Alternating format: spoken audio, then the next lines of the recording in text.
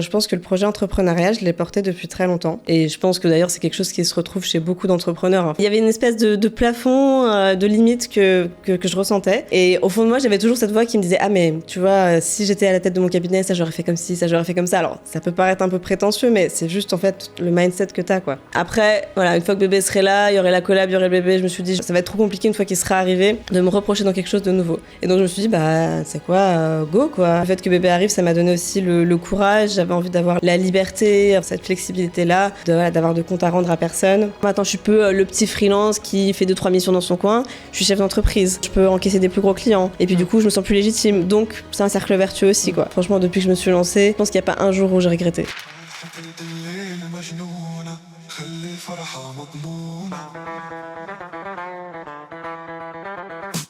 Aujourd'hui, j'ai le plaisir d'ouvrir ce podcast avec une cliente que j'admire particulièrement, Xenia Lombard, fondatrice du cabinet Xenia Lombard Avocat. Xenia est avocate de formation, mais surtout une entrepreneure ambitieuse, visionnaire et courageuse. L'an dernier, elle s'est lancée quasiment sans ressources, uniquement portée par son énergie, sa détermination et sa foi en son projet, après avoir participé à mon bootcamp. Ce qui me touche chez elle, c'est sa volonté farouche de dépoussiérer l'image de la profession d'avocat et d'accompagner les entrepreneurs au plus haut niveau, avec des standards dignes des plus grands. Xenia incarne le courage de celles et ceux qui osent se réinventer pour mieux servir les autres et je suis convaincue que son parcours, son audace et sa vision inspireront tous ceux qui nous écoutent aujourd'hui. Et je te propose, toi qui nous écoutes, de soutenir la chaîne avec un petit like, un petit commentaire et partager la vidéo si tu penses qu'elle peut servir à quelqu'un. N'hésite pas à t'abonner à ma chaîne. Xenia, coucou, comment ça va ? Bah écoute, ça va très bien. Merci beaucoup pour l'invitation, Alice. Je suis super contente d'être là. Moi aussi.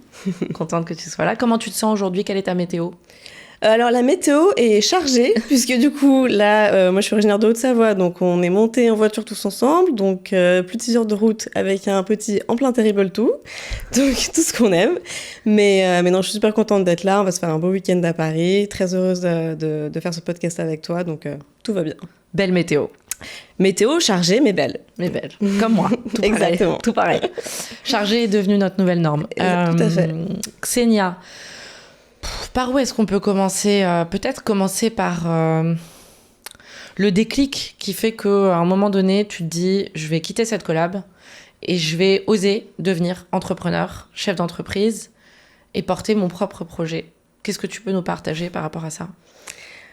Alors le déclic, justement, j'en parlais juste avant, c'est le petit Terrible 2, qui à l'époque du coup n'avait pas 2 ans mais était encore dans mon ventre. Je pense que ça a été vraiment le plus gros déclic, mais en réalité c'était le courage qu'il me fallait pour passer à l'action. En fait, je pense que le projet entrepreneurial, je l'ai porté depuis très longtemps. Et je pense que d'ailleurs c'est quelque chose qui se retrouve chez beaucoup d'entrepreneurs. Enfin moi quand j'accompagne les entrepreneurs, c'est pareil, ils me disent tout le temps j'ai ça en moi et je pense que t'as le feu en toi, quoi. Et je le sentais, voilà, j'ai beaucoup appris pendant mes collabs, c'était des super expériences, mais j'avais envie de mettre le truc en place, j'avais envie de faire ça à ma façon, enfin, tu vois, il y avait une espèce de plafond, de limite que je ressentais. Et au fond de moi, j'avais toujours cette voix qui me disait « Ah mais tu vois, si j'étais à la tête de mon cabinet, ça j'aurais fait comme ci, ça j'aurais fait comme ça. » Alors, ça peut paraître un peu prétentieux, mais c'est juste en fait le mindset que t'as, quoi. Et on est prétentieux ici. Hein. Voilà, alors on y va, c'est bon ? Ouais, allez, go. Go. Prétention. Ego trip. Voilà, alors on y va à fond. Donc c'est vrai que j'avais toujours ce truc-là. Moi, je vois ça comme si je voudrais mettre en place tel process. Donc je le faisais dans une certaine mesure, mais voilà, quand c'est pas chez toi, entre guillemets, c'est pas pareil. Et donc voilà, j'avais ça dans un coin de ma tête, mais voilà, je voulais quand même me former. On a une profession qui est quand même très technique. J'avais un bon syndrome de l'imposteur aussi qui devait commencer à se travailler un petit peu.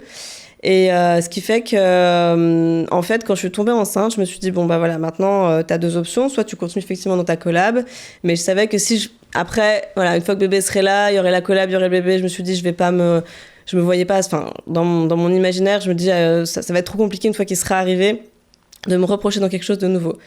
Et donc je me suis dit c'est quoi, go, quoi. Voilà, c'est peut-être même si ça pouvait paraître fou. Enfin moi je sais que quand j'ai annoncé ça, que ce soit mes proches, soit mes collègues, alors il y a eu 2 réactions, soit t'es très courageuse, soit t'es complètement folle. C'est que c'est bon quand t'as ce genre de réponse. Et je me suis dit en fait je pense que c'est un peu les deux, et je pense que de toute façon il faut les deux pour se lancer dans l'entrepreneuriat.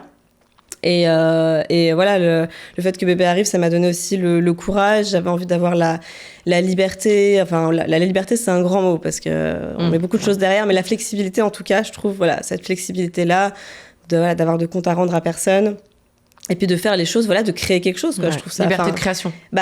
Qui est énorme. Et du coup, j'ai eu un double changement en même temps et une double création en même temps, puisque j'avais ce petit être qui grandissait dans mon ventre et en même temps, j'étais en train de créer ma boîte. Et vraiment, c'est comme ça que je l'ai vécu. Pour moi, c'était vraiment une création. C'est pas juste, je suis avocat, je vais poser ma plaque et je vais continuer de faire avocat comme j'ai toujours fait. En fait, j'avais plein d'idées que je voulais mettre en œuvre.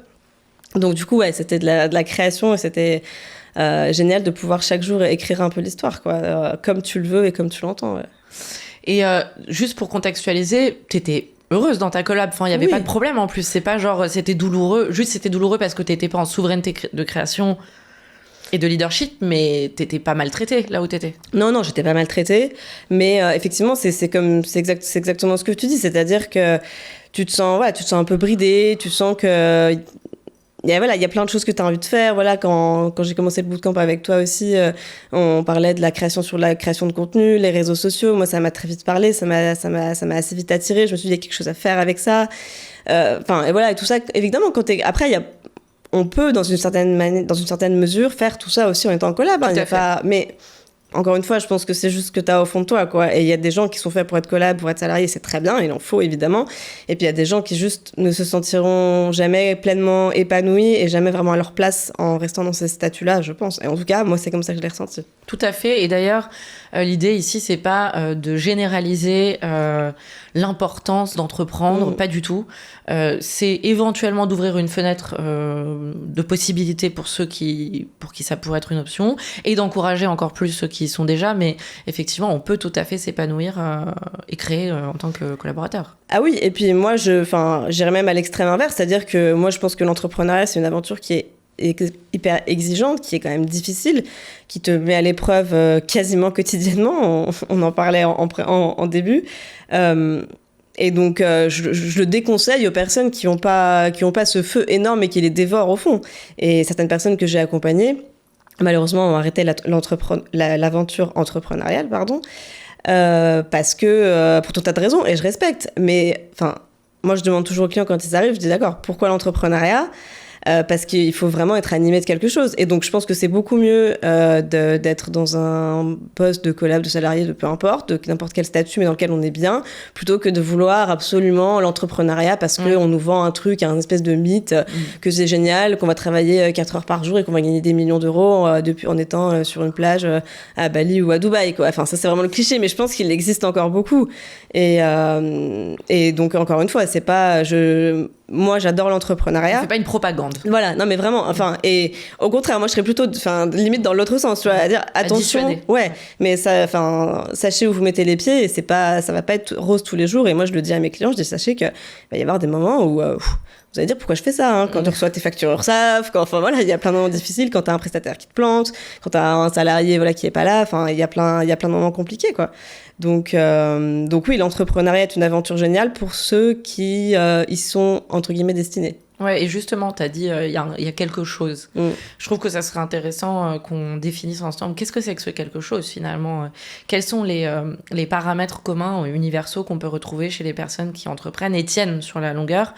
Tu parlais d'un feu. Moi, j'aime bien aussi parler de ma vision parce que en fait, moi, je me suis sentie à un moment donné débordée par une vision qui me paraissait beaucoup plus grande que moi et presque j'étais un peu honteuse de la ressentir, de la voir.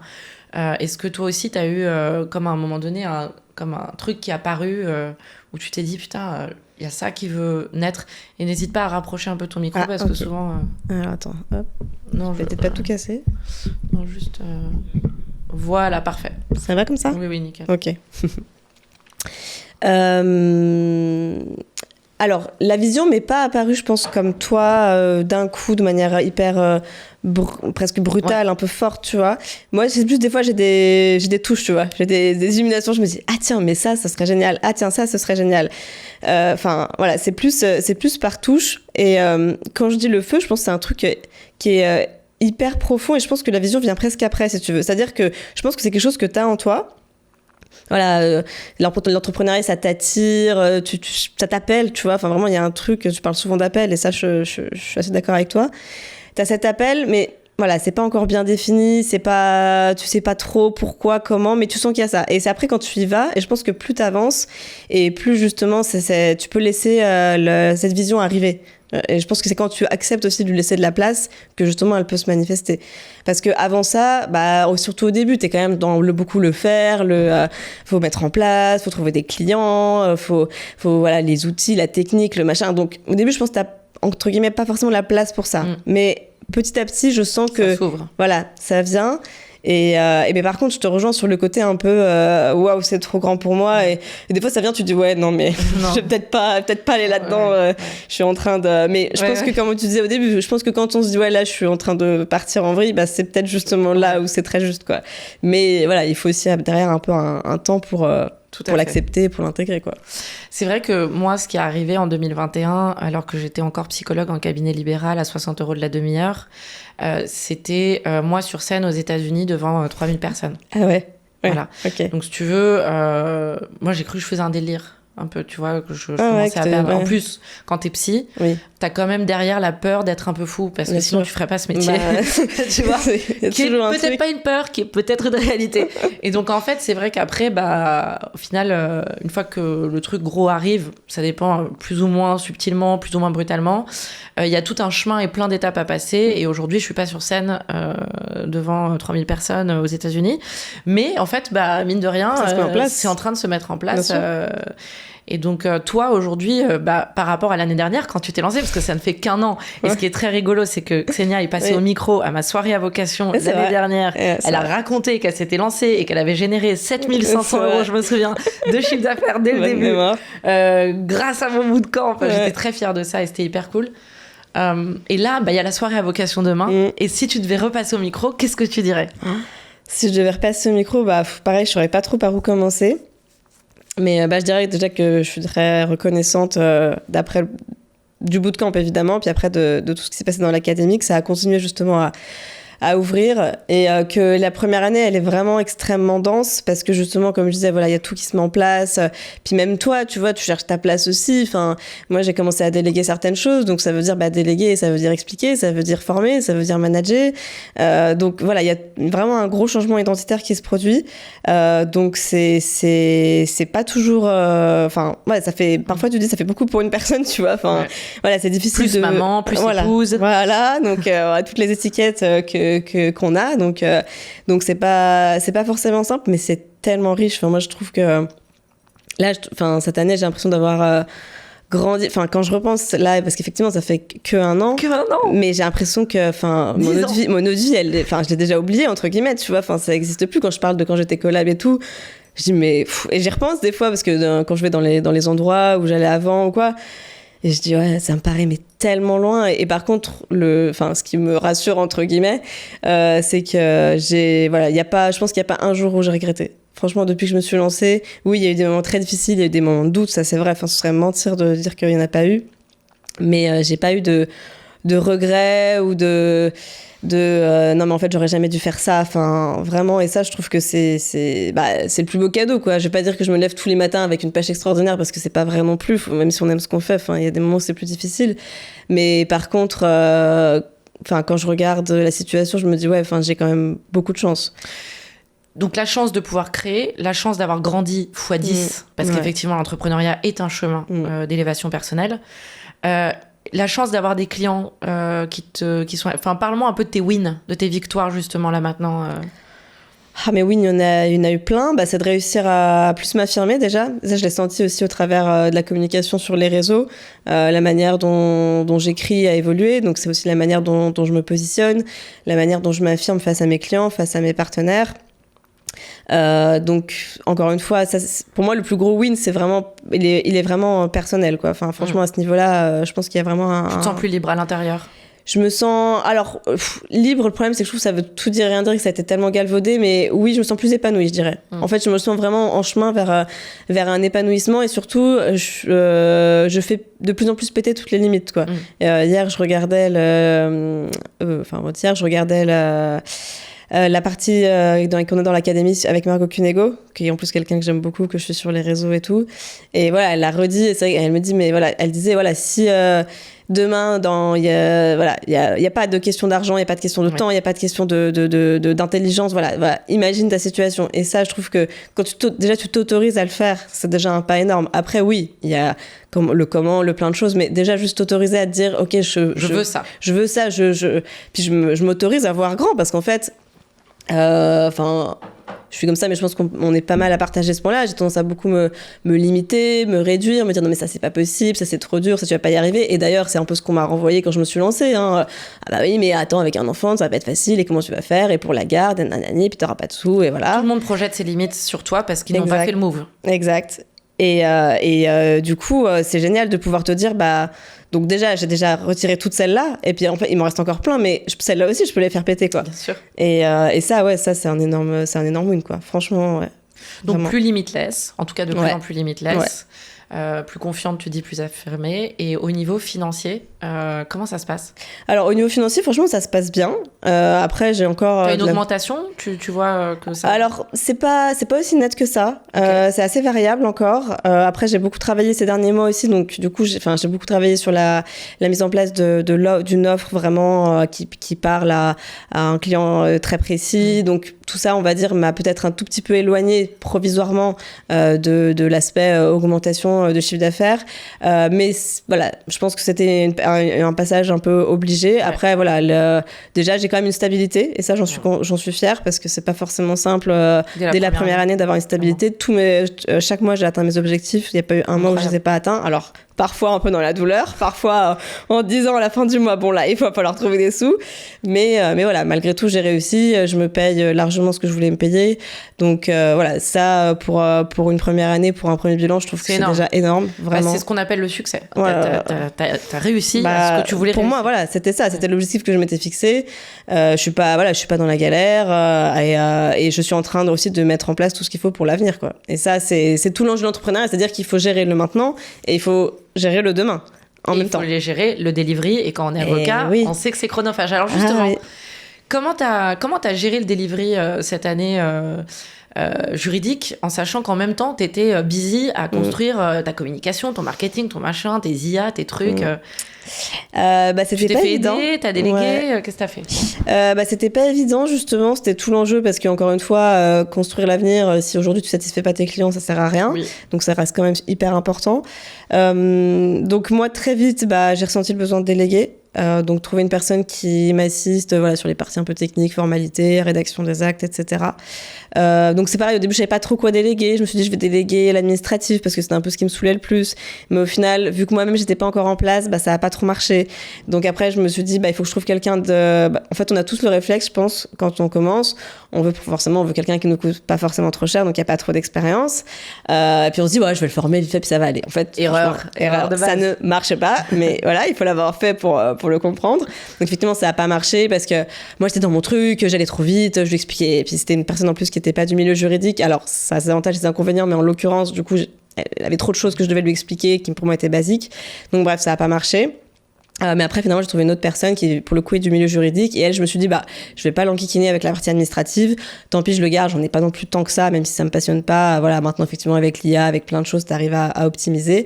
Et donc, voilà. Par contre, j'ai délégué la partie, on va dire, juridique un peu technique. Donc là où j'ai un peu moins de valeur ajoutée, parce que faire des formalités sur le guichet unique, c'est pas vraiment une passion. Et donc ça m'a aidé parce que du coup forcément moi ça me permettait de pas être non plus tout le temps au four et au moulin. Cette personne elle gérait ça, je savais que du coup je pouvais dire au client écoutez là à telle date je suis capable, on peut se revoir pour signer.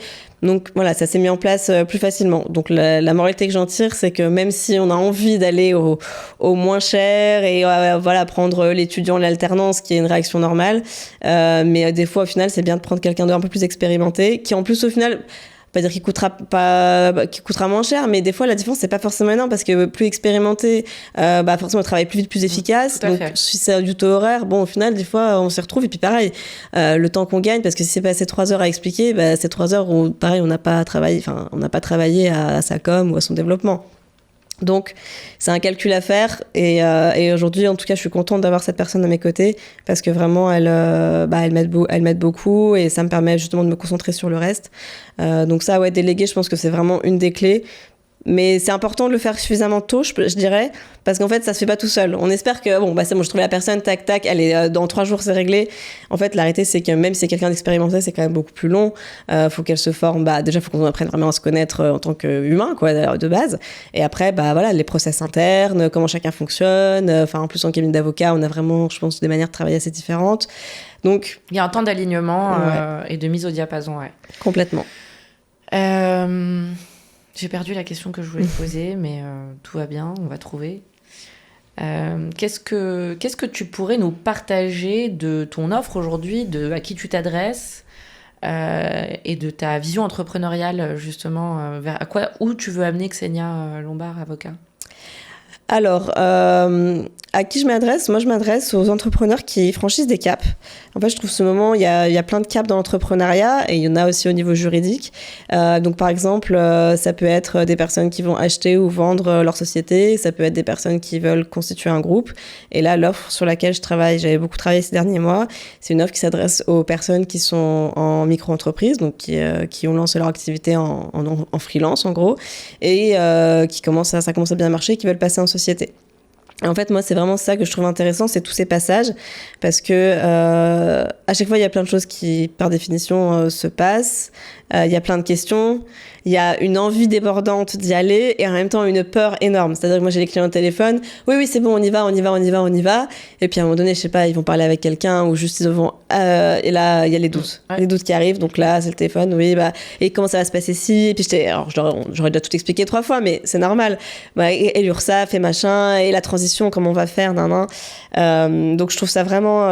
c'est vraiment ça que je trouve hyper intéressant. Et la vision que j'ai de mon cabinet, en fait, c'est vraiment continuer dans cette veine-là et être là. Tu dis souvent que les avocats, on est des passeurs. Et moi, je me reconnais complètement là-dedans. Et ça ressort aussi de mes échanges que j'ai, des retours des clients, où c'est vraiment important, des fois, juste d'être là. J'ai pas forcément des conseils extraordinaires à chaque fois. J'ai pas, comme je dis, il n'y a pas de hack dans le business, il n'y a pas non plus de hack juridique. Ça n'existe pas. Les gens on a tendance à croire qu'on va trouver la solution miracle. Non, franchement, il n'y en a pas. Et s'il y en avait, je pense que je serais déjà milliardaire et ce ne serait pas un sujet. Mais par contre, juste la présence, la vraie écoute, le conseil juste au bon moment, ne pas surcharger les gens d'informations aussi, ça c'est hyper important parce que c'est notre rôle d'accompagnant. De faire le tri justement parce que après moi je peux te faire une thèse sur tous les sujets mais les clients ils ont pas besoin de ça. Tout à fait. Donc leur faire le tri, leur délivrer l'information juste et concise pour qu'ils puissent prendre leurs décisions, mais encore une fois sans les influencer non plus, parce que le but, moi je suis pas là, moi je suis tiers, donc moi c'est les plus, les moins et c'est toi qui décides, mais présenter de la bonne manière, suffisamment claire.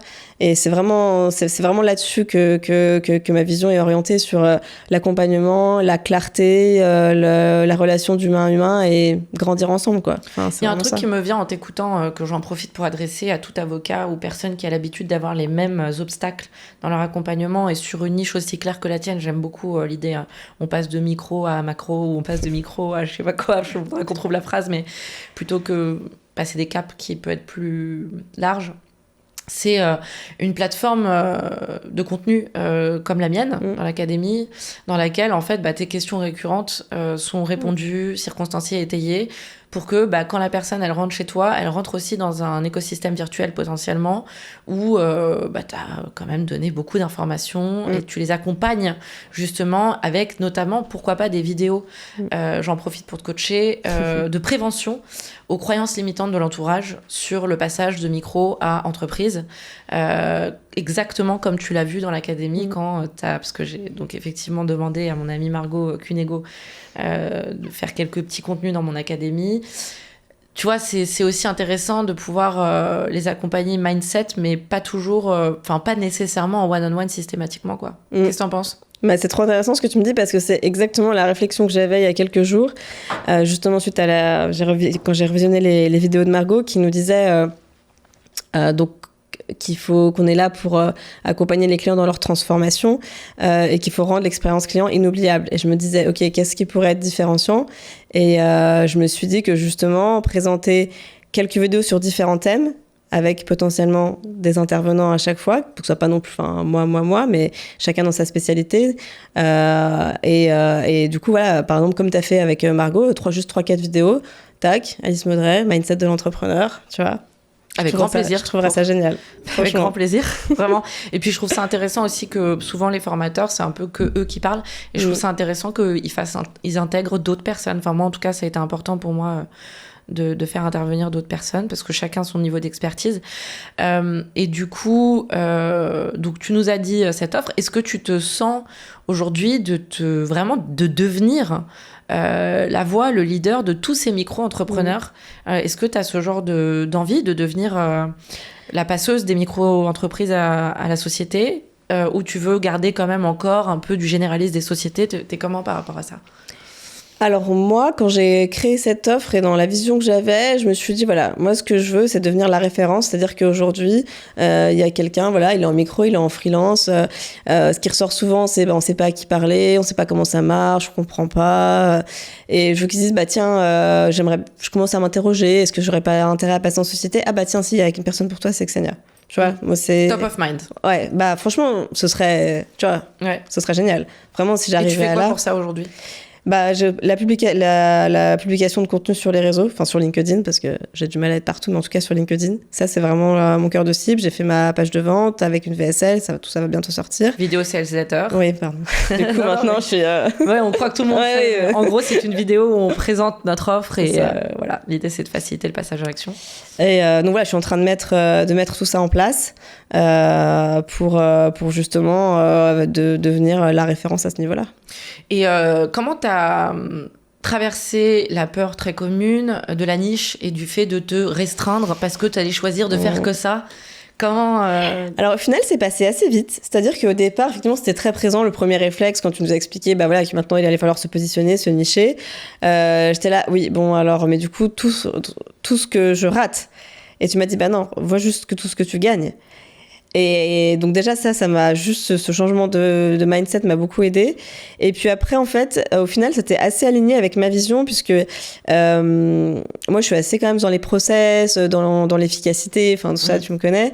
Et t'aimes les systèmes. Voilà, j'aime beaucoup ça. Enfin voilà, j'aime les choses quand ça roule, que c'est fluide, on sait où on va, on explique aux clients, ça, la prise en charge ça va être comme ça. Et c'est vrai que dans l'avocature, dans le droit des affaires, on a des choses très variées. Alors c'est ce qui fait que c'est hyper intéressant, mais tu traites pas de la même manière une création de société, qu'une vente de fonds, qu'une augmentation de capital, qu'un simple transfert de siège. Enfin, il y a une multitude d'opérations, qu'un contrat, qu'un bail. Enfin, voilà, c'est vraiment des opérations très différentes. Du coup, à chaque fois, limite, à chaque dossier, tu recommences presque à zéro. Oui, t'as tes modèles d'actes, mais en fait, les process des cabinets d'avocats, aujourd'hui, ça se résume à une bibliothèque d'actes et bon, c'est à peu près tout, quoi. Et je me suis dit, non, mais demain, par contre, si j'ai une offre, c'est génial parce que du coup, je vais pouvoir mettre des choses hyper processées puis hyper précises. Et justement, par exemple, si tu fais un peu de micro, un peu de bail commercial, un peu de vente, t'auras du mal à faire une plateforme de vidéo parce que ça va partir dans tous les sens. Le gars, il crée sa société puis il veut une vidéo sur la vente de fonds. Enfin, c'est pas la même chose. C'est mal dirigé. Voilà, exactement. Et donc là, du coup, tout ça, en fait, pour moi, ça a pris sens assez vite et j'ai assez rapidement vu l'intérêt et le sens que ça avait. Donc, ça a pas été... Voilà, il y a eu une phase où en fait, c'était l'aversion à la perte pour moi. C'était pas tant le fait de se nicher, mais c'était vraiment l'aversion à la perte en me disant je vais perdre des clients, donc je vais perdre de l'argent, voilà. Mais... Ou des centres d'intérêt, ou tu sais, t'en as plein, les généralistes, ils disent moi j'aime faire de tout, je peux pas ne pas... Bon, je dis ça avec une voix un peu... Pardon. Ça existe, les personnalités qui ne peuvent vraiment pas faire... Mais en fait, moi j'aime bien dire que plus on limite notre champ d'action, plus il y a de l'illimité qui s'ouvre, parce qu'en fait, il y a plein de sujets. Genre après... Quand tu veux devenir la gourou des micros, si on veut dire ça comme ça, putain, niveau création de contenu, niveau message, faut trouver, il y a une vision derrière, je t'y amène parce que ça. Et après, l'arbre, il s'ouvre, parce qu'en fait, après, ces micro-entrepreneurs, ils deviennent des entrepreneurs et tu peux continuer à les accompagner sur d'autres sujets. Et puis, surtout, c'est super riche, parce qu'en fait, une fois qu'après, tu t'es niché, en fait, chaque sujet en tant que tel est infini, c'est-à-dire qu'il y a plein de manières de l'aborder. C'est sûr que oui, en tant que tel, on peut dire juridiquement, passer d'une micro à une société, c'est tels actes, ok. Mais après, justement, comme je disais, il n'y a pas que ça. Il va y avoir l'aspect comptable, il va y avoir l'aspect mindset, il va y avoir l'aspect, justement, est-ce qu'aujourd'hui, tu es structuré pour passer en société, comment c'est dans tes comptes, il y a plein de choses. Donc, après, quand tu rentres dans un sujet, tu t'aperçois que tu peux le traiter de plein de manières différentes et du coup, tu deviens expert dans ce sujet. C'est hyper intéressant. Ouais. Vraiment. Moi, je me sens pas du tout restreint. Au contraire, depuis que j'ai commencé à travailler que sur ça. Et franchement, aujourd'hui, vu que c'est tout ça en train de se mettre en place, j'ai encore d'autres projets qui sont pas forcément en lien direct avec ça. Mais pour autant, je me sens pas du tout. Je me sens pas du tout frustrée à l'idée de me dire, demain, je peux faire que ça. Au contraire, demain, je peux faire que ça, mais ça va être top, quoi. Et je sais qu'encore une fois, comme tu le dis, ça ouvre après d'autres champs. C'est une étape. C'est pas figé à vie. Dans 30 ans, je ne serai pas forcément toujours là à faire exactement la même chose, quoi. Donc, c'est un point de départ de focus de création entrepreneuriale. Et une fois que tu as été effectivement la référence dans la passation de micro-entreprise à entreprise, c'est très facile de devenir référence d'autres choses. C'est beaucoup plus difficile d'être la référence du droit des sociétés dans un écosystème où ça répond à aucun problème douloureux clair, en fait. Et puis ce que tu dis, le focus, quoi. Le focus qui était mon mot de départ du bootcamp. Et je pense que je suis comme ça, mais je suis loin d'être la seule quand j'en parle avec les autres entrepreneurs. On a vite tendance à être dispersés, on a plein d'idées, on a plein de choses qu'on va mettre en place, et ça fuse. Mais encore une fois, on a 24 heures dans une journée, chaque chose en son temps, step by step, et surtout, si on disperse notre énergie entre des trucs, ça va pas marcher. Alors que si tu la focus sur un seul projet, une seule offre, forcément, c'est beaucoup plus simple. Et moi, ça m'a aussi canalisé et aidé de me dire, maintenant, choisis, et tu vas à fond là-dedans, et tu fais pas 50 000 trucs en même temps. Sur ta com, tu parles pas de 50 000 trucs, même si évidemment tous mes posts ne sont pas comment passer de micro-entreprise à société. Mais malgré tout, une fois que tu as choisi ça, après, tu fais ton petit écosystème autour de ça, mais c'est beaucoup plus cohérent aussi, c'est beaucoup plus lisible, et même pour toi, je trouve que c'est plus simple aussi, quoi, vraiment. On avait Daniel Laroche juste avant toi, qui de la même manière s'est positionné sur la crypto-monnaie à un moment où c'était encore complètement niche, et qui aujourd'hui a une vision en arborescence énorme. C'est un génie. Voilà, non mais c'est en fait pour moi je le dis souvent, je dis le positionnement c'est l'ancrage de l'arbre et ensuite les branches elles arrivent par elles-mêmes. Les avocats pour moi c'était mon ancrage et aujourd'hui ça s'ouvre. J'étais ravie de me dévouer à ça pendant 3 ans.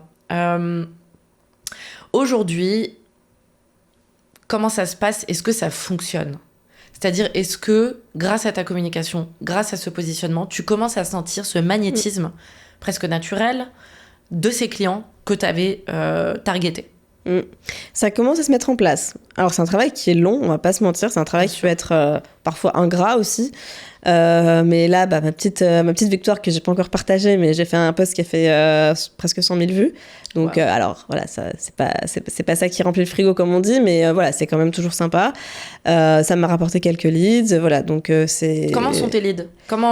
Est-ce que tu les sens calibrés Pas encore complètement. Okay. Ça se met en place, mais c'est pas encore 100%. Qu'est-ce que t'as qui passe à côté ? Qu'est-ce que t'as repéré comme petit conflit Il y a certaines personnes... En fait, je pense que vu que j'ai une communication qui est encore très technique, j'attire des personnes qui, du coup, sont extrêmement pointilleuses, mais tu sais, pas forcément dans le bon sens. Ouais, voilà, tu vois, certaines fois. Ouais. Et du coup, il faut faire attention à ça, je pense aussi, mais... C'est délicat parce qu'on a un métier où, par définition, nous aussi, on est pointueux. Ce qui ne veut pas dire qu'on est chiant, mais on est pointueux. Donc, c'est tout l'équilibre à trouver qui n'est pas évident. Mais par contre, ce que je ressens aussi, c'est que les clients que j'attire sont déjà des gens prêts à passer à l'action, c'est-à-dire qu'ils sont chauds quand on est dans le marketing. Ils ont lu mes posts, et du coup forcément ils ont aimé mon approche. Quand on fait le premier échange, ça se passe bien, c'est fluide. Et ça du coup c'est très agréable. C'est pas le tout venant où monsieur il a vu de la lumière, il est rentré, voilà. Donc ça c'est vrai que c'est un gros avantage je trouve de la communication. Et a priori ça va faire que s'améliorer. Ouais. C'est que les gens savent où ils mettent les pieds. Et comme disent beaucoup d'entrepreneurs, une fois que tu assumes pleinement ton image, tu vas forcément attirer des gens qui sont comme toi ou qui sont attirés par ta vibe. Si tu as une vibe hyper énergétique et que les gens ils ont besoin de quelqu'un d'hyper calme, forcément ils vont pas venir vers toi. Donc ça va faire le tri naturellement, c'est en cours, c'est un process. Mais par contre, ce que je trouve super chouette, ouais, c'est vraiment quand ils arrivent, ils ont déjà un peu envie de travailler avec toi. Tu vois, c'est pas à toi de démontrer, c'est eux qui disent ah bah tiens, ça m'a intéressé, j'aime Cette bien. fameuse autorité. Ouais, et bah ça c'est génial. Ça vraiment ça change la vie et c'est un concept qu'on devrait nous apprendre ou auquel on devrait nous sensibiliser beaucoup plus tôt, parce que l'autorité, la première fois que tu m'en as parlé, je voyais pas du tout, tu vois. J'étais là, autorité, pour moi autorité c'est forcément parent, puis c'est forcément un peu dur, tu vois, c'est quelque chose de, enfin je trouve ça assez même négatif comme mot, quoi, vraiment. Donc je voyais pas trop. Et là, petit à petit, ouais, je comprends ce que ça veut dire faire autorité et franchement, c'est génial, quoi. Parce qu'une fois que cette autorité était là, et c'est ce que je dis, une fois que t'as l'autorité, que t'as le cadre, après, pour le coup, les vannes sont ouvertes, quoi. On peut y aller, on peut rigoler, on peut parler de plein de sujets. Enfin, voilà, le juridique, ça paraît pas très drôle. Tu sens que t'as retiré le balai du cul avec tes clients ? Franchement, je pense. Faudra leur demander. Moi, je pense. J'ai l'impression. Tu te sens plus détendu au niveau du sphincter ? Oui. Franchement, ça va. Non, j'ai l'impression que oui. Et surtout, j'ai l'impression que ça va de plus en plus. Avec les nouveaux clients, c'est encore plus fluide. Et enfin, tu vois, c'est pareil, ça se met en place de plus en plus. Et ça, c'est pareil, c'est super agréable, quoi. Parce que quand après, enfin voilà, maintenant, donc du coup, ça, j'ai pris le pli assez vite de tutoyer. Donc même dès la première visio, voilà, bonjour, enchanté, nanan, est-ce que ça vous va si on se tutoie ? Oui. Alors des fois, ils sont un peu surpris, tu vois. Mais au final, après, ils disent, ah oui, non, mais si vous avez raison, enfin, t'as raison, du coup, c'est mieux. Alors au début, ils continuent vous 2-3 fois. Puis après, je dis, non, mais tu peux me dire, ah oui, c'est vrai. Mais du coup, ça détend tout de suite aussi, je trouve. Enfin, c'est bête, tu vois. On se dit, bon, bah, dire, mais là, les gens après, du coup, ils rigolent parce qu'ils sont, enfin, tu vois, voilà, il y a un truc qui se passe. Icebreaker. Ouais, vraiment, voilà, c'est tout bête, mais enfin, du coup, voilà, si vous voulez prendre l'astuce, franchement, allez-y. Non, t'en as, ils tiennent vraiment à leur vous. Oui, mais ça, je sais, de toute façon, ça a été un débat, même, enfin, ah oui, partout, enfin, le vous. La mode du tutoiement, je ne suis pas d'accord. 3 raisons. 1, de la posture. 2, ça suffit, on n'a pas élevé les cochons ensemble. Ouais, c'est ça. Écoute, voilà. comme tu veux. Oui, non, mais c'est ça. Après, voilà, voilà, chacun fait comme il l'entend. Moi, j'avoue qu'au final, c'est quelque chose qui passe très bien. Et oui, ça fait partie vraiment de l'icebreaker et puis de relations un peu plus cool, quoi. Détendu, ça va. Bah, surtout que moi je me rendais pas trop compte, mais c'est notamment dans l'académie que je l'ai appris que en fait les gens de base ils aiment pas forcément aller chez l'avocat, quoi. Aller chez l'avocat c'est un peu comme aller chez le médecin. C'est vrai que moi je déteste aller chez le médecin, donc quand on m'a dit ça m'a alors que moi je me vois pas comme ça, si tu veux. Enfin je me suis dit, bah non mais ça va, c'est sympa les rendez-vous. Mais du coup c'était hyper intéressant d'avoir cette vision et ce retour là, parce que je me suis encore plus mis à la place des clients. Je me suis dit, bah du coup faut encore plus que je les mette à l'aise, faut qu'ils se sentent en sécurité. Voilà, il faut vraiment péter un coup, littéralement. Ouais, voilà, mais c'est vrai. Tu vois, et je le sens au début, des fois ils arrivent, ils sont tous comme ça là. Ça va bien se passer, donc je rigole, j'essaie de faire des petites blagues. Enfin voilà, au début je leur parle toujours d'un autre sujet, pas du tout juridique, du temps, de leurs vacances, de mon fils qui est malade, enfin voilà, de n'importe quoi. Mais voilà, comme ça, voilà, on rentre pas tout de suite parce qu'il y en a, ils arrivent. Alors bonjour maître, donc moi ce que je voulais vous dire. 2 secondes. Alors, voilà, on va faire connaissance. On sort des rôles. Oui, bah oui. Ouais. Mais ça, c'est énorme, quoi. Mais c'est surtout un énorme cadeau que tu fais aux gens. Parce qu'en fait, beaucoup de gens qui ont des titres sont très rassurés par le fait de garder le titre, pensent que c'est un argument d'autorité, quand en réalité, la personne qui vient en face, ce dont elle a besoin, tu l'as très bien dit, c'est de se sentir en sécurité et détendue. Et en fait, c'est pas stratégique du tout de tenir la posture, et c'est un énorme service que tu leur rends. C'est win-win pour tout le monde. Ça crée tout de suite de la connexion, donc on va être beaucoup plus la relation précède la transaction, on va être beaucoup plus enclin à acheter chez toi, mais surtout on se sent mieux après t'avoir parlé.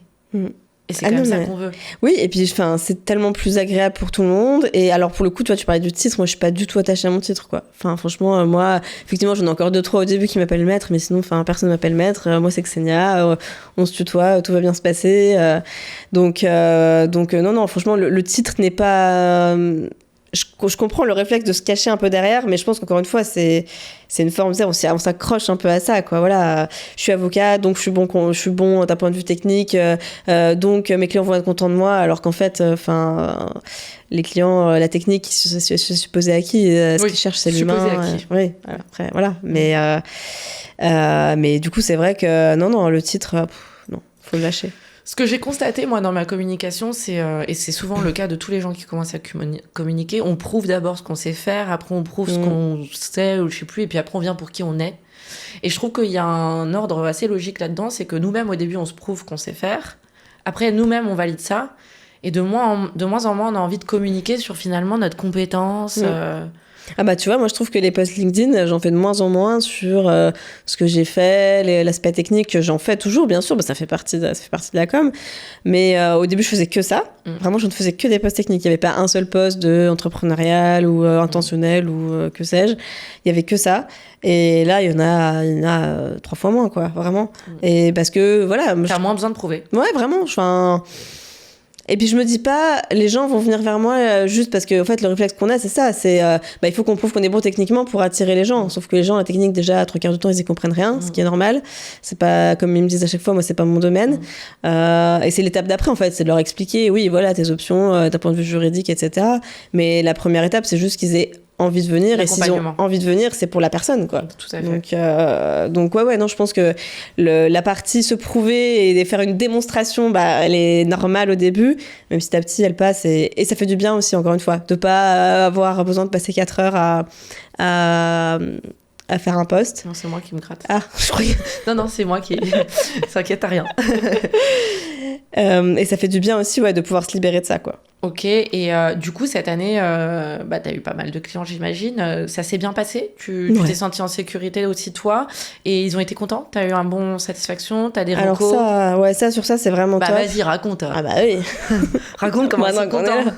Non, franchement, les clients, sur ça, franchement, chaque fois, je leur demande beaucoup de feedback et tout. Enfin, ils sont ravis. Donc, puis je leur dis, le plus important. Franchement, s'il y a quelque chose qui va pas, faut me le dire. Comment je pourrais améliorer? Oui, non, mais franchement, ça va bien. Hein. Donc, après, on va pas chercher midi à 14h, même si je me repose pas sur mes acquis.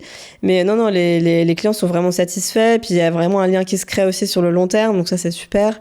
J'ai des retours hyper positifs de gens qui me disent, ah non, mais je veux continuer avec toi. Enfin, ils se posent même pas la question ni du prix ou ni de, tiens, est-ce que j'irai pas voir notre avocat? Enfin, ça leur passe même pas par l'esprit quoi, c'est juste humainement le fit est là et puis la technique ça suit donc super quoi, on continue. Et t'as des success stories, genre justement vu que tu les amènes à passer d'un cap à l'autre, comment ça se passe pour eux après? Tu vois des succès, tu vois que ton accompagnement les porte aussi dans leur vision entrepreneuriale? Ouais, en fait, ce que je trouve génial, c'est que justement, moi, ma partie purement juridique, une fois qu'ils ont leur cabis, on pourrait dire ça s'arrête là, mais encore une fois, c'est pas mon rôle.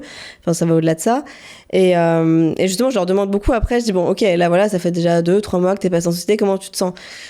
Justement je sens que j'ai changé dans ma manière maintenant je suis peu le petit freelance qui fait 2-3 missions dans son coin, je suis chef d'entreprise et puis du coup je peux encaisser des plus gros clients et puis du coup je me sens plus légitime, donc c'est un cercle vertueux aussi quoi. Et ça franchement quand tu dis t'as participé à ta petite échelle à ça, c'est quand même incroyable quoi. C'est fou parce que le premier message intuitif que j'ai reçu quand j'ai compris que j'allais arrêter d'être psychologue, c'est change de régime. C'est marrant.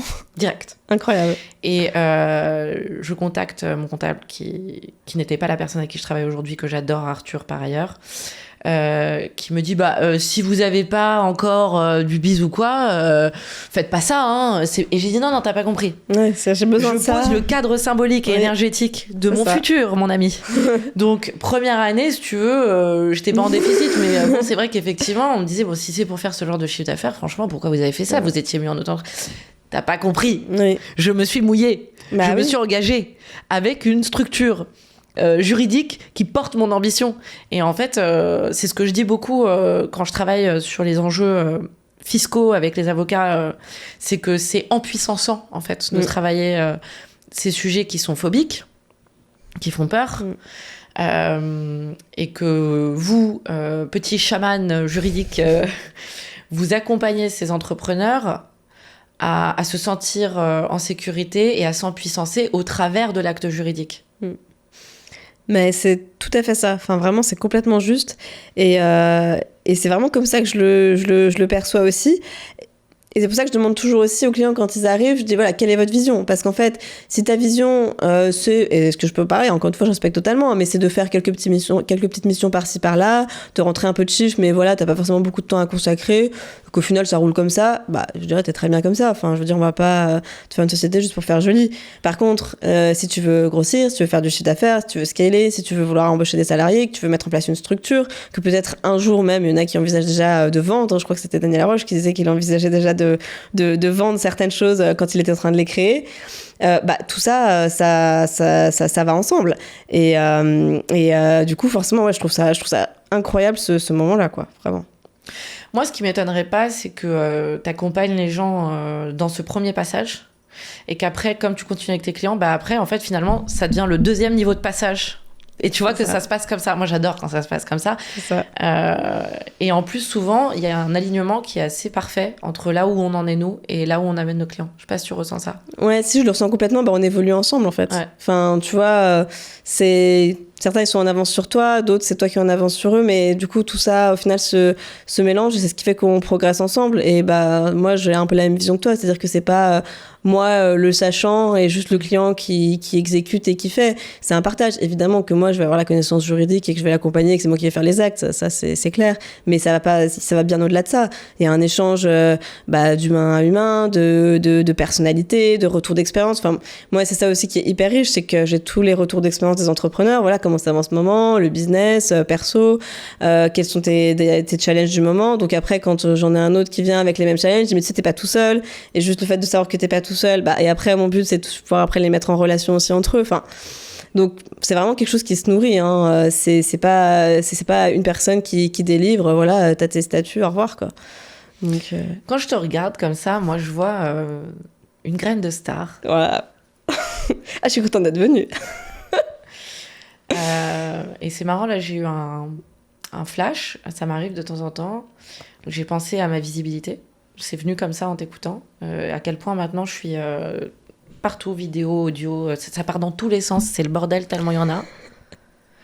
Mais il y a un truc où j'ai complètement lâché avec le contrôle sur mon image et mon message. J'ai même lâché avec le fait d'être cohérente, tu vois. Okay. Parce qu'au départ, c'était quand même le bootcamp en 6 semaines pour les avocats, nana. Et là, je commence à parler en anglais, en français. Ouais. Mes programmes, on sait plus trop où ils vont, mais en fait, ils vont exactement... Tu vois, il y a un truc beaucoup plus... je dirais yin de ma création, etc., qui est en train de s'ouvrir. Et là, je pense que j'ai pensé à ça parce que je te vois, toi aussi, commencer un peu à lâcher prise, tu vois, prendre la parole en caméra, sur Instagram. Je sais que ça arrive un peu hors sujet avec ce qu'on est en train de se dire, mais pas du tout. Est-ce que tu penses que... Parce que je fais un grand lien, moi, entre la visibilité et l'abondance. Est-ce que tu penses que... tu pourrais devenir influenceur vraiment? Ouais, en tout cas, c'est pas quelque chose qui me... Enfin, c'est même plutôt une idée qui m'attire, quoi. Qu'est-ce que t'attends? Qu'est-ce que j'attends? Ouais. Pour être influenceuse? Pour être en Reels tous les jours, face caméra et raconter tes histoires. Bah, je peux rien te répondre parce que tu vas me dire que quoi que je dise, c'est une excuse, c'est du bullshit. Ton corps, déjà, il fait ça. Ouais, je me dis, bon, qu'est-ce que je vais lui dire? Non, alors, attends, on va le faire mieux. C'est quoi les freins aujourd'hui? Parce que pour moi... Tu sais, le saut quantique, donc en gros, toi aujourd'hui, au rythme safe que tu es en train de faire, qui est vraiment un rythme de bon élève, très beau, hein, mais de bon élève, et un rythme où, genre, en fait, dans 2 ans, il y a 10 collaborateurs, admettons, bah en fait, pour moi, ce qui va accélérer ça, c'est ta visibilité. Qu'est-ce qui bloque, là, quand je te propose ça? Bah, franchement, le temps. Honnêtement, c'est juste qu'aujourd'hui, j'arrive pas quand même à tout mettre ensemble. Encore une fois, temps ou le perfectionnisme de faire un truc bon? Non, alors franchement, le perfectionnisme, je l'ai beaucoup lâché. Tu vois, même les posts, avant, je relisais 50 fois. Enfin, non, franchement, le perfectionnisme, tu vois, même la VSL, la première fois que je me suis regardée, j'ai dit, oh mon Dieu, mais j'ai même pas réussi j'ai fait 3 secondes, j'ai fermé. Après, j'ai dit, bon, faut quand même que tu regardes parce que, enfin, voilà. C'est dur au début. Ouais. Voilà, au début, c'est vraiment dur. Et après, voilà, j'ai regardé, j'ai essayé d'être objectif, j'ai dit, non, c'est pas parfait, c'est évident. Puis de toute façon, je veux pas que ce soit parfait, ça veut rien dire parfait. Mais globalement, je suis contente du résultat. Pour une première fois, je trouve que c'est bien. bien. Donc franchement, le perfectionnisme, plus trop, parce que puis j'ai beaucoup avancé aussi sur l'idée d'authenticité, qui est du coup par définition un peu... qui par définition n'est pas le perfectionnisme. Donc non, enfin ça me dérange pas demain de faire une vidéo. Alors oui, au début, je pense que je vais être obligée de me pomponner et tout, tu vois, je me vois pas faire un truc à l'arrache. Voilà, donc non mais tu vois... ah oui. Mais attends, on peut prendre soin de son image. Oui, voilà. Mais être spontané. Mais je pense que c'est pas là, voilà, demain je dois faire une vidéo, mais c'est voilà, en fait c'est l'aspect technique, tu vois. Je me dis bah voilà, après est-ce que je fais des cuts et comment je mets les sous-titres, enfin c'est des trucs bêtes, mais ça juste moi ce que je fais, je me mets sur Insta, je vais dans Reels. Ouais. Je mets un filtre qui me correspond parce que je suis pas toujours maquillée, donc j'assume que je mets un filtre parce que après voilà. Et en fait, je vais réfléchir à ce que je veux dire et je vais chercher le hook le plus, tu sais, qui va le mieux parler, mais sans vouloir faire un truc trop marketing, mais genre voilà le message, comment je peux tout de suite planter le décor. Donc tu sais, je fais genre la première phrase, après je dis ok, comment je veux le dérouler, tac, deuxième phrase, et en fait à la fin, tu sais, je me suis arrêtée à chaque fois. Ah ok, donc ça décut. Donc les cuts sont faits parce qu'en fait à chaque fois je sais ce que je veux dire, tac, et à la fin il est prêt et je le poste et voilà, c'est tout. Et en fait ça marche. Donc tu peux tester ça. Et il y avait un autre truc qui me venait en t'écoutant, c'est par rapport au temps. Qu'est-ce que tu dois faire aujourd'hui pour dégager du temps ? Je sais pas. Si tu sais, t'as eu la réponse tout de suite. Bah oui, je dois déléguer plus. Merci. Et pourquoi tu as peur de l'argent ? Bah déléguer plus, ça coûte plus cher. Donc faut se mouiller. Oui, non mais je l'ai fait, tu vois. Mais bon, il y a un moment, tu vois. Saut quantique.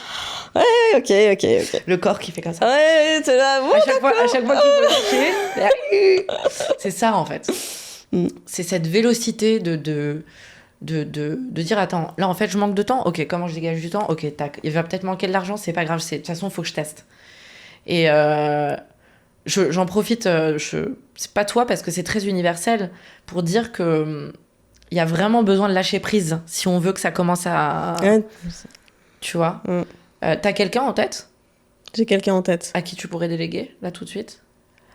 Je pourrais déléguer plus déjà à la personne qui est avec moi, qui est déjà là. Et après, je pense que la prochaine étape, c'est à voir. Mais moi, dans l'absolu, ce que j'aimerais bien déléguer, c'est peut-être la com, tu vois. Justement, faire plus de posts LinkedIn. Et j'en parlais justement par rapport à la page de vente et tout ça, par rapport à Instagram. Aujourd'hui, je suis pas sur Instagram. Je me dis que ce serait super d'y être, mais ça fait encore un réseau à animer. Voilà, ça prend du temps quand même, quoi. Donc, je me dis demain, voilà, si j'ai quelqu'un qui peut gérer cette com-là pour moi, sachant que le travail est prémâché, puisqu'il y a déjà, je sais pas combien de posts LinkedIn. Enfin, en final, c'est pas énorme, tu vois, mais c'est comme tout, quoi. Faut le faire et il faut se dégager du temps pour y arriver. Mais moi, si demain, je pense que la prochaine étape, ce serait ça, ce serait de déléguer une partie de la com. Ok. Et est-ce que c'est assez cher ? Est-ce que c'est cher ? Est-ce que tu es assez cher ? Ah, est-ce que je suis assez cher ? Ça aussi, t'as la réponse. Ouais, c'est un travail, mais... Ok, si on était folle, là. Ouais, ok. On était tout chousse sur la piste. On y va. Ton pack d'accompagnement, tu l'augmenterais ? Bah oui. Si on peut, oui. Si t'as un prix qui est apparu, là ? Ouais. Vas-y. 7 000. 7 000, ok. Ouais. Tu te lancerais sur LinkedIn ? Sur Insta, là, tout de suite ? Tu convertirais tes posts LinkedIn en contenu Insta, tu le ferais, tu trouverais quelqu'un qui te le fait, et tu donnerais plus de taf à cette personne. Je vois. Le plan est prêt. Les étapes sont... On peut pas faire plus clair. Le coaching, c'est pas compliqué. Ouais, on voit où la personne, elle bégaye un peu, elle met ouais, c'est ça, elle est comme ça. Voilà. Donc en gros, c'est ça, c'est qu'aujourd'hui, il faut augmenter tes prix. Y aller plus profond, plus fort sur ta com, parce que tu sais, c'est très énergétique, effectivement. Instagram, c'est pas tant est-ce que je vais avoir des clients, c'est ce deuxième degré d'autorisation. C'est comme ça, ouvrir un nouveau truc de je suis prêt à être là et là. Et là, et là, et là. Donc en fait, je veux prendre de plus en plus de place. Et en fait, ça envoie un input. Cette meuf, elle prend de la place, je veux prendre la place moi aussi, j'ai envie d'aller chez elle. Il y a un alignement vibratoire qui se fait où tu incarnes encore plus la transformation que tu veux apporter. Le passage. Et ouais. Qu'est-ce que tu en penses ? J'en pense que je sais ce que je vais faire lundi. J'adore. Santé. Comment tu te sens là ? Écoute, bien. Franchement, je pourrais rester des heures. Reste des heures. Un truc aussi que je voulais te demander pour toutes les mamans et les papas qui nous écoutent. Et les provinciaux aussi, tiens, je pensais à ça. Exactement. J'ai 2 thèmes que je veux aborder avant qu'on se quitte.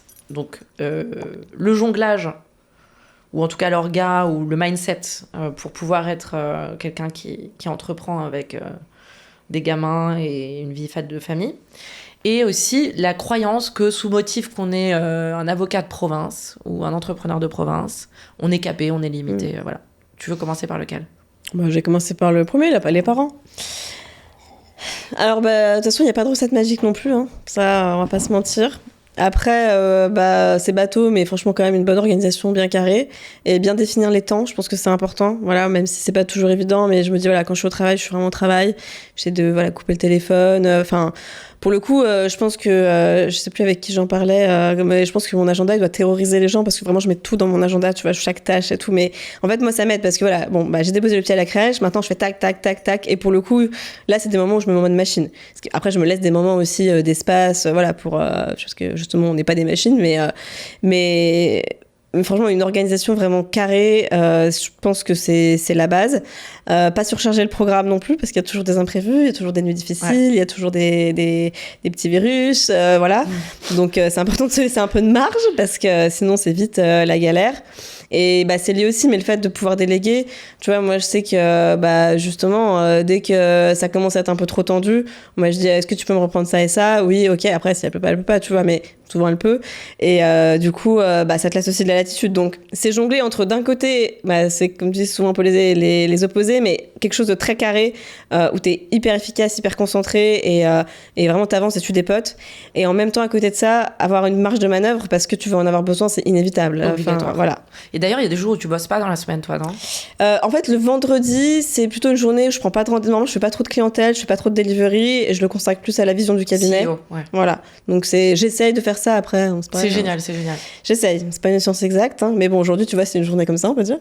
CEO Day. Exactement. Moi, j'ai la Goddess Day et la CEO, Day. C'est celle-là qu'il faut que je mette en place. Il te faut le Goddess Day. Ouais, le spa, les ongles, les cheveux, le massage, la date avec ton mec, très important.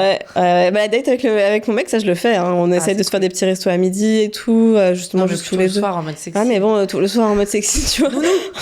oui, non, mais tu vois. Hein. donc, non, on essaye aussi. Après. Et puis il faut se bloquer encore une fois, je pense qu'il faut se bloquer des temps, tu vois. Avec mon mari, on se dit on part en week-end, justement, on le fait garder. Voilà, entre guillemets, quoi qu'il arrive, quoi. Parce qu'après, sinon, il y a toujours une bonne excuse, t'es toujours fatigué, c'est peut-être pas très bien, peut-être que c'est le petit qui a chopé un virus, mais à un moment donné, sinon, tu peux pas toujours trouver une excuse, quoi. C'est obligé pour le couple. Donc, voilà, c'est hyper important. Donc, définir des temps, essayer de s'y tenir. Alors, franchement, ce serait mentir de dire que j'y arrive systématiquement, mais en tout cas, dans la mesure du possible, je pense que ça aide beaucoup et ça retire une charge mentale. Tu vois, là, t'es pas en train de te dire, quand je suis en train de traiter, je suis en rendez-vous client, je me dis pas, purée, faut pas que je aille chercher le petit à la crèche. Non, je sais que mon rendez-vous, il se finit à telle heure et qu'après, je file à la crèche, quoi. Donc, ça retire une charge mentale et c'est vraiment important. Et puis, quand même, prendre soin de soi, c'est la base, mais voilà, dormir. Franchement, moi, je suis bonne à rien si je dors pas. Donc, pareil, voilà. Donc, moi, et puis même, alors après, si j'ai des rendez-vous, évidemment, c'est différent, mais j'essaie de pas trop blinder un rendez-vous pour que justement, je me dis, là, j'en peux plus, c'est quoi, je vais faire 40 minutes de sieste, mais au moins après. Ah ouais, tu te fais des siestes dans la journée. Quand vraiment je suis trop fatiguée, sinon, je tiens pas.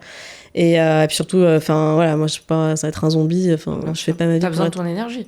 Et t'attends de te faire des soirées copines ? Soirée copine, franchement, je vais pas te mentir, c'est plus que rare. Hein. Les soirées copines, pour le coup, c'est tout en bas de la liste. Ah ouais. Donc après, je passe quand même plein de moments de qualité avec plein de gens, mais c'est vrai que les soirées copines, pour le coup, je me dis, c'est encore une soirée où je serai pas à la maison. C'est compliqué. Ça, c'est pas encore facile. Tu vois, il est encore un peu petit, tu vois. T'as du mal à le laisser. Ouais, je comprends. Voilà. Donc, pour 2027. Voilà, c'est bien. Comme ça, tu me laisses un peu de temps, tu vois, c'est parfait. Si t'as encore des copines d'ici là, je sais pas. Alors ça, on verra. Tu sais, moi, j'en referai d'autres. Hein. J'aurai du temps, du coup, je m'en referai des nouvelles. Il y a des sacrifices dans l'histoire, c'est sûr, on peut pas être partout. À un moment donné, encore une fois, t'as 24 heures dans une journée, tu peux pas te diviser à l'infini. Et puis après, ça remet des priorités dans la vie aussi, tu vois. Moi, je sais que c'est une période de ma vie qui est comme ça. bah effectivement, si mes copines dans 5 ans elles sont plus là, bah je pourrais le comprendre, mais bah ça, j'aurais fait ce choix-là et enfin je l'assume, tu vois, c'est pas grave.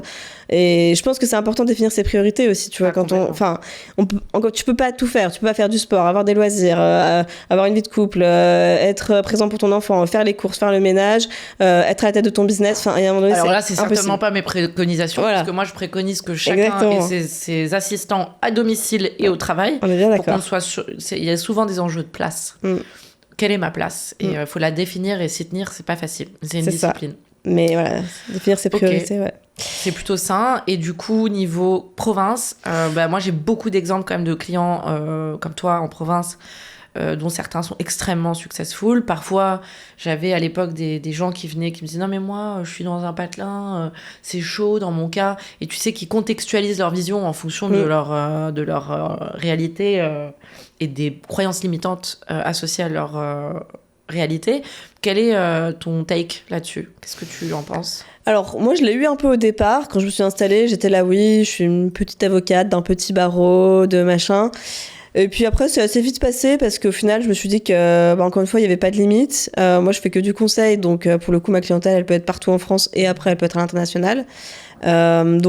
Franchement, c'est... Donc, virtuel, tu fais du visio? Moi, je suis 100% dématérialisée. Donc, je fais 98% de mes rendez-vous en visio. J'ai quelques clients locaux qui aiment bien venir au cabinet. Donc, ils viennent s'ils veulent, il n'y a pas de souci. C'est top. Donc, t'es déjà national, en fait. Ouais, moi, franchement, j'ai des clients à Marseille, j'ai des clients à Paris, j'ai des clients partout. Donc, et franchement, après, il y en a plein qui sont au départ réfractaires à la visio. Mais moi, je trouve que ça n'empêche pas du tout de créer... Des avocats ou des clients? Non, je sais pas, des entrepreneurs. Non, c'est souvent d'autres entrepreneurs qui me disent ça. C'est des entrepreneurs qui me disent non, mais moi, je vais quand même sur place, les clients préfèrent et tout. À l'ancienne, quoi. Donc, voilà. Moi, je suis pas... Après, je dis, voilà, chacun. Mais moi, pour le coup, ça marche très bien en visio. Puis, du coup, le champ des possibles est absolument immense. C'est ce qu'on veut. Donc, non, je pense qu'encore une fois, c'est juste une croyance qu'on se met au départ. Et province ou pas province, enfin, moi, voilà, en ce moment, j'ai un dossier, j'ai un confrère parisien dedans, je me sens ni moins ni plus, enfin bon bah voilà, enfin c'est un confrère, enfin j'ai plus trop cette il y a pas de piédestal. Non, pour le coup ça j'ai plus trop, parce qu'en plus même d'un point de vue juridique et technique, oui, au début les gros cabinets parisiens ça impressionne, mais la réalité c'est que j'ai vu des actes qui étaient pas forcément mieux que voilà, donc bon, ça veut pas dire grand-chose. Donc je pense qu'il faut se décomplexer un peu avec ça et s'autoriser, encore une fois, c'est une histoire de place, prendre la place qu'on a envie. Et puis créer ce qu'on veut. Et c'est un projet que vous pourriez avoir avec ton mec, de bouger de la France, de faire un... Ouais, franchement, moi j'aimerais bien. Il peut, lui il pourra peut-être. Il va falloir qu'il puisse. Voilà, c'est un peu ça. On sait pas chier être libre. Exactement. Non, c'est justement un des projets en cours aussi. Et moi j'aimerais bien. Je parlais d'ailleurs avec des clients qui vivent en partie à l'étranger et tout. Et enfin, je trouve ça génial. Tu vois, ce qui veut pas dire forcément définitivement ou quoi, mais tu te dis, allez, je sais pas. Tu testes. Ouais, je vais 3 mois à Bali, 3 mois en Indonésie, 3 mois, je sais pas. Enfin, on est assez attiré aussi par les US et tout. Enfin, tu vois. Je me dis waouh quoi, et puis là t'es sur encore un autre niveau de liberté et de kiff, je trouve. Enfin, tu vois, tu te dis franchement, si t'as une bête de marque personnelle, que tu commences à devenir le gourou et que tes forfaits ils sont à 7K, ils sont bien packagés et que tu les processes bien, nos 70K mensuels ils sont très faciles, hein. Franchement ils sont là, hein. Faut juste que t'actives les 2-3 leviers dont on a parlé. Ma petite to-do de lundi. C'est plutôt pas tout doux. Oui, je sais. Oui. C'est just do it, Nike. Maintenant. Vas-y. Maintenant. Non, je crois beaucoup en toi.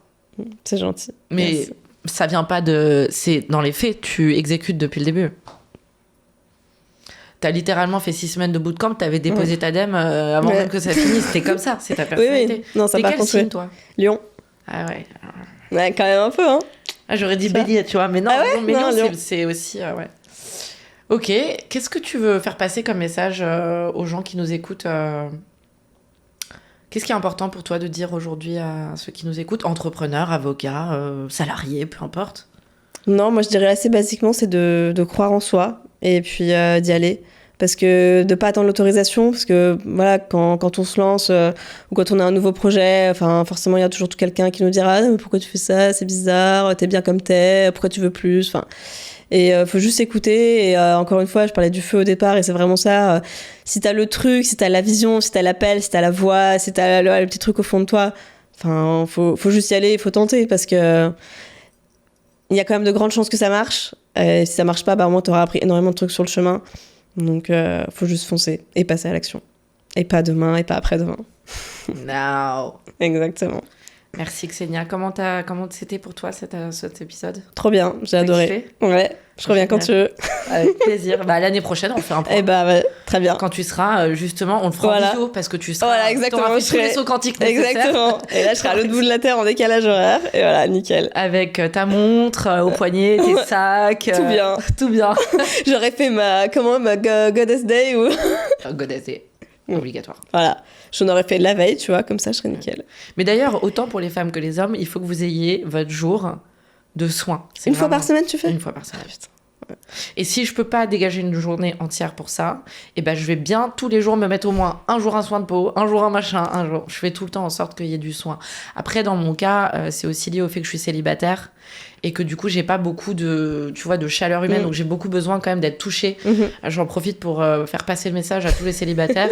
Les gars, c'est un besoin humain, on a besoin d'être touchés. Allez vous faire masser, allez vous faire chouchouter, demandez un câlin à votre maman, c'est important. Merci beaucoup. Merci à toi, Alice. Je t'embrasse.